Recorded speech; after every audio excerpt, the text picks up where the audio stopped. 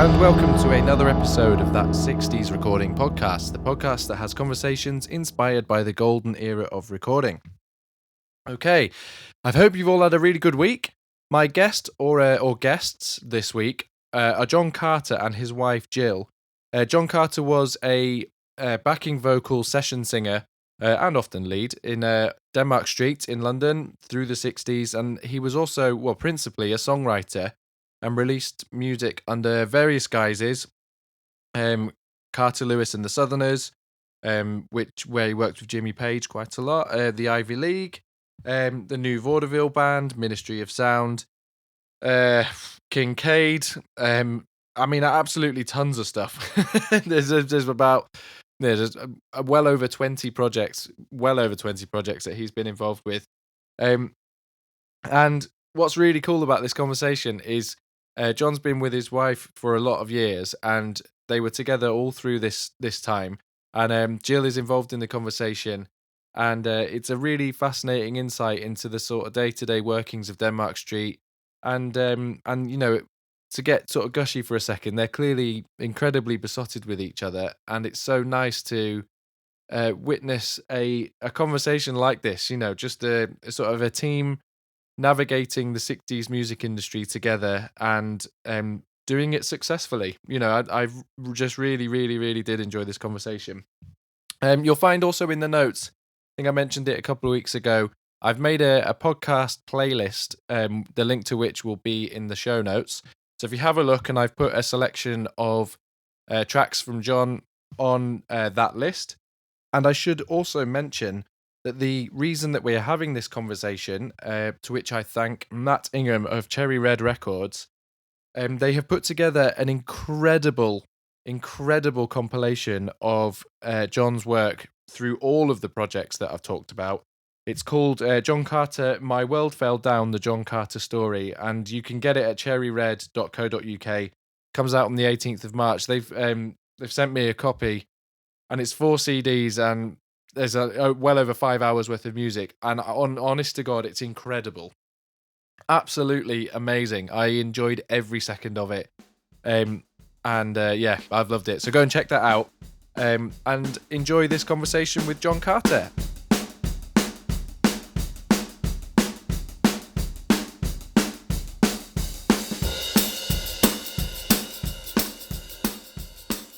One thing I've found from doing this podcast is Birmingham had a much bigger music scene than I ever gave it credit for. I mean, I grew up in Milton Keynes, which obviously didn't even exist in the 60s. But you kind of think of London as a sound. You know, you had the Tottenham sound, you had the Liverpool sound, and Birmingham actually had a really thriving scene. So what was it like sort of growing up through the 50s, and what were you sort of ingesting musically back then? Well, I was a bit younger then, so I didn't take too much notice of it until later, till I was, what age would I have been? 18 or 19. 18 or 19, and I started to get interested. But I was always told that you've got to go down to London if you want to be in the music business. Yeah.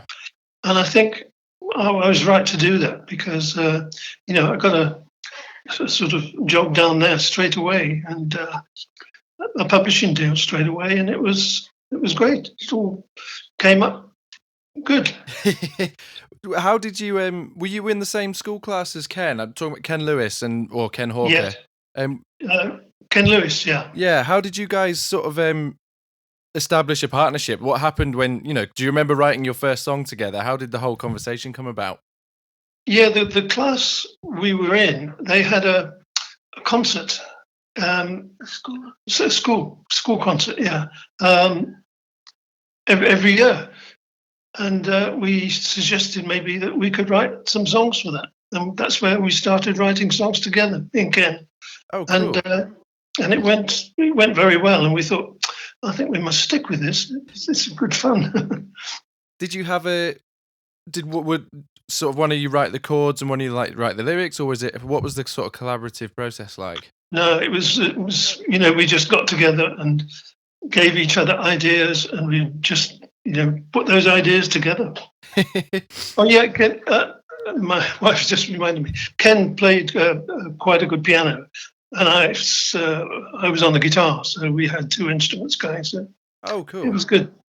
And then, so you kind of, I'm picturing you guys with this sort of collection of songs.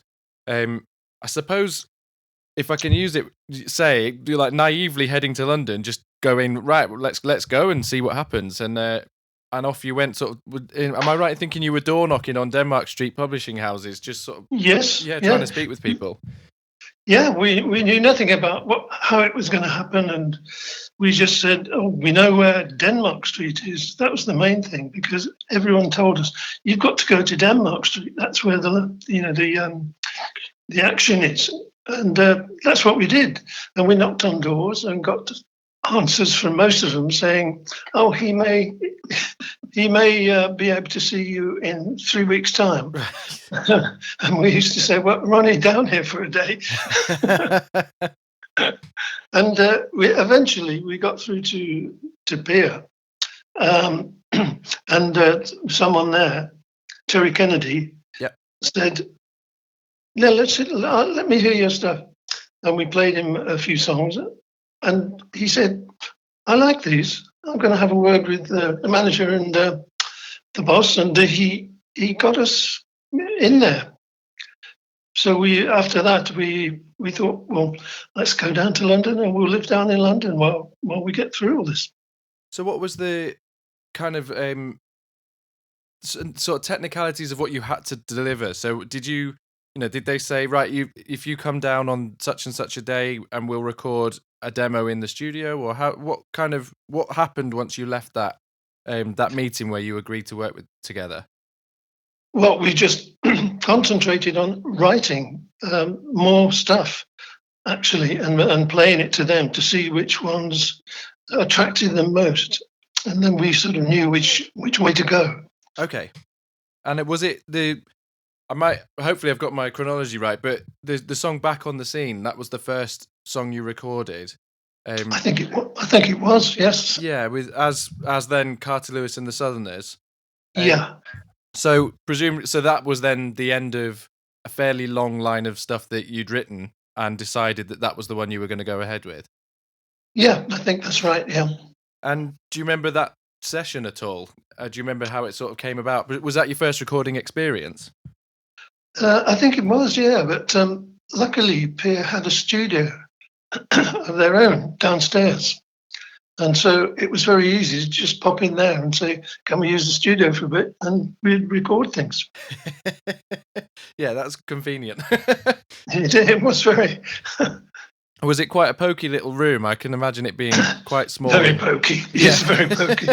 But we could put up with that if we got something recorded.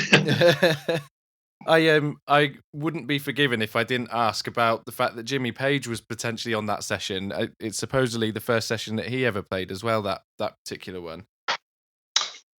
I don't know if it was his first, but we got to know Jimmy very well. And I always feel we gave him a chance, didn't we? We introduced him to various people, and they liked his stuff, and he was away. Oh, cool. I've spoken with a few of those, those guys like Clem Cattini was a recent chap I spoke with, and yeah, talking about and Ted Fletcher as well, another sort of singer on the session scene, and talking about hanging around in Denmark Street, and Clem spoke about hanging around in cafes, and presumably guys like you would have a song that needed recording, and some would be booked, but sometimes Clem would just get called, that we get a session that needs to happen this afternoon. Are you free to come and do it? And I kind of picture that vibrant atmosphere of lots of things happening and musicians just sort of being at your disposal. Yeah, that's absolutely right. And especially Clem. Clem was, a genius. He could come to a session and he could actually get everything he wanted. You just said to him, "Could you make that a bit more sound?" And he'd do it. all sort of worked out when he was there. Amazing. I mean, he just came across as the most humble chap, which I guess made him completely easy to work with and really sort of amenable. Yeah, absolutely. So once you'd recorded Back on the Scene, I suppose, were you 17 at that age? Something like 20, that. probably. Okay. Imagine you According to my wife, I was 20. So just imagine that you had sort of, you dreams of it going massive and sort of getting a hit, and perhaps it didn't quite pan out how you thought, and actually it was a lot harder work than you might have anticipated as a young teenager. That's probably true. Not necessarily hard. It was like you had to wait a bit more. Yeah. You had to get more experience. And did it sort of... Yes. Oh, sorry. George sorry. just reminded me, even in those days, it was great fun. Whatever you did, if you couldn't, finish your record or whatever, or you had to come back and do it another day, it was all still great fun. Oh yeah, you're young and no nothing to sort of tie you down, so to speak. So you were just sort of enjoying music, I suppose. That's right. Yeah. And then, so the next sort of bit on the chronology I've got is when you wrote a track called "Will I Want" for Mike Sarn, and that went to #1. So that must have been a real landmark for you to think, we are good at this, and there is a success to be had. I think that's right. Yeah, it was a landmark for our pockets as well. Love it. I'm thinking. So what happened between this the Mike Sarn track and where you were at, kind of in the sort of 61, 62, and then you started to do things with Perry Ford and the Ivy League. Yes. How did that relationship with Perry Ford develop? What can I say?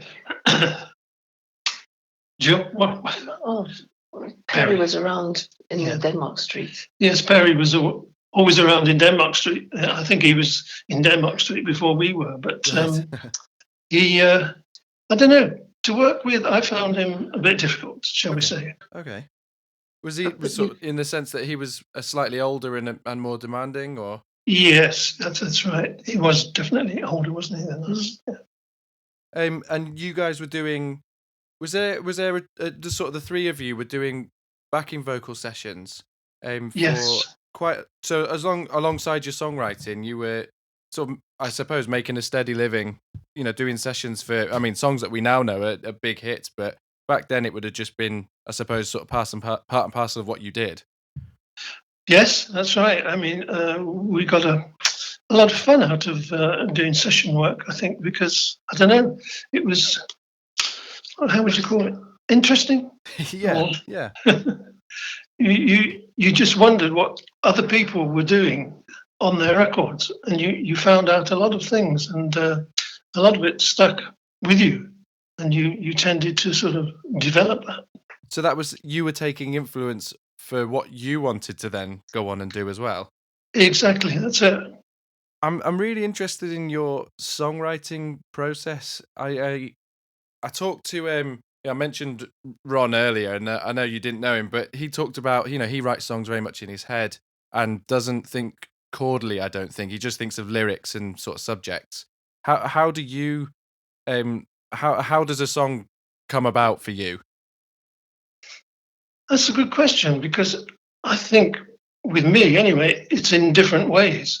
I can be playing the guitar and I'll write something on the guitar, very, very short, simple things, and they suddenly develop into a whole song. I'm thinking, I like that bit, and then I'll put that bit when that bit is and it develops into, eventually, one hopes, a good song. Do you tend to do them in one sitting, or does an idea sit with you for a while and then you go back to it? Yeah, I think you get an idea, just a very small idea, and then when you sit down and think, let's see how we can develop this, then it starts to become a proper song. There's a couple of the recordings that I found. I'm trying to find a reference to it now. Oh, so here, Your Mama's Out of Town. Don't know if you remember that song specifically, but Your mama's out of town tonight. Exactly, that's it. That's 1963, and I come from a perspective of 60s music, of like the Beatles. That was sort of my gateway drug into 60s music, like everybody's really. Yeah. And it sounds from the sound of that record specifically, sounds like it's enormously accomplished compared to, say, the Please Please Me record, which was obviously just, a lot of young lads. So there must have been a really healthy scene of people like you doing similar things. And if for one reason or another, the Beatles got noticed for something, but it surprised me at how together that recording was, and how strong the song and the harmonies and a lot of the ideas that the Beatles were doing 2 or 3 albums in are already there on that 1963 track. Well, that's nice of you to say that, but obviously at the time I didn't think that. Oh, of course, I just thought, we'll do this, and we'll do it as well as we can, and that's what turned out. So then, something that sort of surprised me about the way that your history was is how many band names and projects and everything you've been involved with, and took me a little while of writing stuff down to sort of unpick the order of it all and to work out how it all fit together. My wife just started to laugh at that, I think, because she knows what I was like. So was it just a case of, like, say, the Ivy League? Was it the case that you guys did you wrote a song, you put it out as the Ivy League, and then it happened to stick, so you stuck with it for a little while, and then when it stopped sticking, you moved on to something else? That's right, yeah. And also we got an awful lot of just, turning up and singing on other people's records, which was very, very nice. We got some nice money from that anyway. And the thing was that if they booked you to go and sing on their record, usually there was no parts or anything like that. They just said, have a listen and see what you think and make something up. So cool. It was quite exciting. Yeah. Did you find that exciting, or did you find it a pressure? No, we found it quite exciting because we could actually end up doing something that we wanted to do. Did you even if it was just a backing vocal? Oh, right. So you were, even with BVs, you sort of had free reign to make suggestions and be creative in a sense. Yes, yeah, absolutely. That's really cool. I mean, in my own studio, I enjoy working in that way, and I found that some people really rise to it and thrive on that sort of freedom, and some people really struggle with it and enjoy being told what to do. But it sounds like you really enjoyed it. Well, I think when you like to make something up and when they play it back and it sounds great, you think, I'm glad we did that. And do you think that if you almost had been pre-prepared, that the spontaneity would have been lost? And part of the fun of that is making it up in the moment and hearing it back and it being fresh. Yeah, I agree, definitely. I mean, to make it up on the spur of the moment, you've listened to the whole record so many times that you think, I think we need this on it. And if it works, you think, I was right. It really interests me, that whole, how fast everything was. Bands these days and artists will pour over songs endlessly.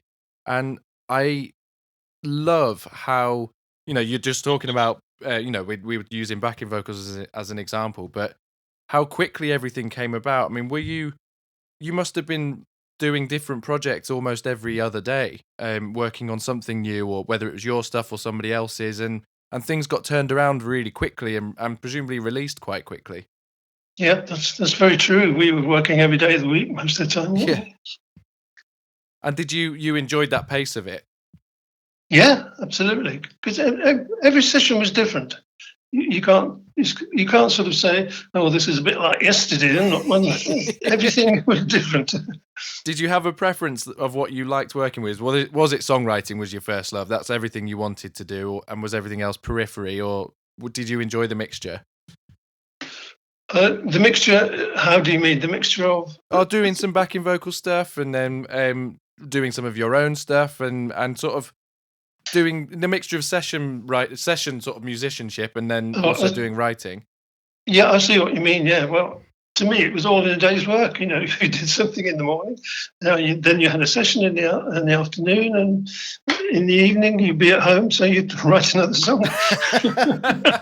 Oh, I love it. I'm envious. I wish I was brought up in the 60s. That sounds like a dream life. It was hard work, I tell you. Oh well, yeah, I can imagine that as well. Being pulled from pillar to post. I mean, do you remember the sort of? I'm moving forward in the chronology here to when so can't you hear my heartbeat? The Hermits record, getting up into, I think it was it number 2 in the US. Must have been a real big moment for you, getting a record, sort of hit record in the US. It was, yeah. We were delighted with that. I can't even imagine. You know, that's nowadays. You know, you see stuff from the US all the time, and it must have just been so exciting to think this sort of land across the pond, and you're something you've come up with is making a big impact over there. Yeah, it was. It was amazing. I mean, I couldn't believe it for ages. Well, could you talk to me about the process of where, and it doesn't necessarily need to be that song, but if we take that Can't You Hear My Heartbeat as an example, did you make a demo of that and then it was given to Herman's Hermits, or how would the process go of you creating a song, you know, with Ken or whoever depending on which point? How would it go from your inception of the song to the artist then recording it? I think it's just a case of we tried to do the best demos as we could, you know, and make them really, really nice for other people to listen to and say, wow, that's good, I'm going to record that. And we succeeded in doing that a few times, didn't we? So you did actually you'd make a demo tape, well, yeah, sort of an acetate yes. kind of thing, and then it would be, you know, passed around to various people who would then, presumably it would be their management would then pick it up. Exactly. It's like, you know, when we used to write things and you'd play them to Mickey most because Mickey was involved with a lot of people, and if Mickey liked it, he'd give it to one of his people and they'd record it. Oh, fantastic! I mean, it's great to hear the name Mickey Most. It's you know, somebody who I mean, I know a little bit about, but it's nice to hear that there's a few, he's almost like a gatekeeper to a sense. You know. Yeah, that's right. Yeah. I mean, he was really a good person, and he knew what he wanted. There was none of this sort of not sure about that, I'll give it a listen tonight. It was, I love that, or I hate that. I suppose that kind of sums up the era. You know, you're talking about making backing vocals up in the moment. You know, he's making split-second decisions in the moment and it's gut reactions, isn't it? To a song. Yeah. And, that's why a lot of the music. I think that's why, you know, why we're ultimately having this conversation, because there's so much love for that period of time because of those quick decisions, I think. I think so, and also when we were doing that sort of thing, usually there was a part for you written out, which we used to almost in every case throw out straight away. Yeah, we make our own. What sounded good to us wasn't actually what was written on the page. So we said, "Well, try this. I think this will sound all right." And eventually they will come back to say, "You're absolutely right. That sounds great." I love it. It's just really confident sort of attitude towards it. Yeah. Something I'm quite interested in is I talked about Your Mum Is Out of Town, and obviously that was with the Southerners, the first sort of project you put together, and that wasn't one of your songs. How were you frustrated that you were being asked to release a song that wasn't yours? No, not really. My wife's just reminded me it's Mitch Murray. Yeah? Yeah. Yes, that's right. Yeah, and he was a good friend, so we didn't mind doing that to him. Did it just feel like normal? You know, that was quite a normal thing. Yeah. Were you eager to have for your songs to be on a release, or did it? You know, were you just happy sort of making the music and putting it out? Oh, we liked hits. Hits were very good for us. And Mitch, she was just mention that he wrote a lot of hits, Mitch Murray, and he was a very good writer. Okay, so you were more than happy to accept something from him. Oh yeah, yeah. I'm also curious about the sort of package tours that you. So the Ivy League were obviously quite a success, and you ended up having to go on, presumably quite a heavy touring schedule. See these big package tours that would go around the sort of cinemas and bingo halls and things. And what was that lifestyle like? Was that I imagine it being quite hard work. Hated it. And so did my wife. She's telling me now. What didn't you like about it? Well, it was taking you away from sitting at home writing new songs. Yeah, I tour a lot, and I know that it's, it seems on the face of it like it's really fun, but actually it's a lot of sitting around not doing very much, and presumably your slots were about 20 minutes long, and that would have been that for the night. For the night. Yeah, quite agree. Yeah, I'd rather be at home writing a new song. I guess that seems to be. I mean, so the liner notes of the compilation that's been released that we're the reason that we're talking talked about you making the decision to leave the Ivy League, and it all sort of came about exactly at a similar time to the Beach Boys stopping touring, the Beatles stopping touring, well, Brian Wilson stopping touring, and it seemed to be across the board creative people who were songwriters were not finding touring conducive to being creative, essentially.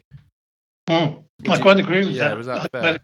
I used to hate touring and being away from home. Was that quite a big decision to stop? I know you really didn't like it, but you'd been writing with Ken for a long time at that point, and he stayed in the Ivy League. So did you feel like it was was it a tough decision to make to sort of stop being with Ken all the time and sort of go off on your own and do something slightly different? Well, I actually thought, when I decided to leave, I thought Ken would probably say, "Yeah, I think you're right. I'll leave as well," but he didn't, and that was it really with our writing together, wasn't it? We stopped writing together, and Ken, yeah. So then you began writing with Jeff Stevens following that. Yes, yeah. How did your relationship with Jeff differ? I mean, just in terms of writing, to Ken's. Was it, did you have a different role, or how did it work together with both of you guys? I think with Jeff, we had more laughs together because he was. Sorry, Jill was going to say something. Jeff didn't play the piano like Ken. Yes. So you worked more on the guitar and words. Yes, Jill's just reminded me that Jeff didn't play an instrument very well, but he was brilliant with lyrics and things. He could make it really come to life. It's interesting because I play a bit of piano and a bit of guitar, and I know that songwriting is very different on the piano. The songs come out differently on the piano than they do on the guitar. Absolutely true. Yeah. So did you find that the songs that you were coming up with Jeff were moving in a slightly different direction? I know the sort of the taste had moved on to sort of more psychedelia at the sort of mid to late 60s, but presumably the instrumentation must have meant that the songs changed. Yeah, it probably did, but I always thought a good song is a good song. Yeah. Whatever you do to it, and if it still sounds fantastic when you finish with it, then you're on the right direction. You're in the right direction then.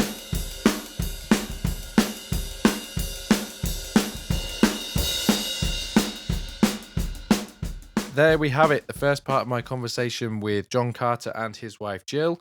Really do hope you enjoyed that, and do go and delve into the back catalogue of John's material. Like I said, there's some tracks on the Spotify playlist that I've made, which involve there's some of them are songs that John has performed on and written. Some of them are just songs that he's written that are performed by other artists. Do go and check cherryred.co.uk for more details on the compilation. It is absolutely fantastic. They haven't paid me to say that. I'm not interested in that kind of stuff. I'm just interested in great music and telling you about cool things, and this is an extremely cool thing. So go and check out cherryred.co.uk and their new John Carter My World Fell Down compilation CD that's out, or CDs, 4 CDs. So that just leaves me to say, if you would like to support this podcast by purchasing a mug or one of my CDs, you can do that at my website. All you need is drums.com. Also, you can see my collection of re-recorded Beatles drum tracks that I've done and are continually doing. On there, you can also get in contact with me if you've got suggestions for guests for the podcast or just want to say hey. Always appreciate listeners getting in touch. You can do that through my website too.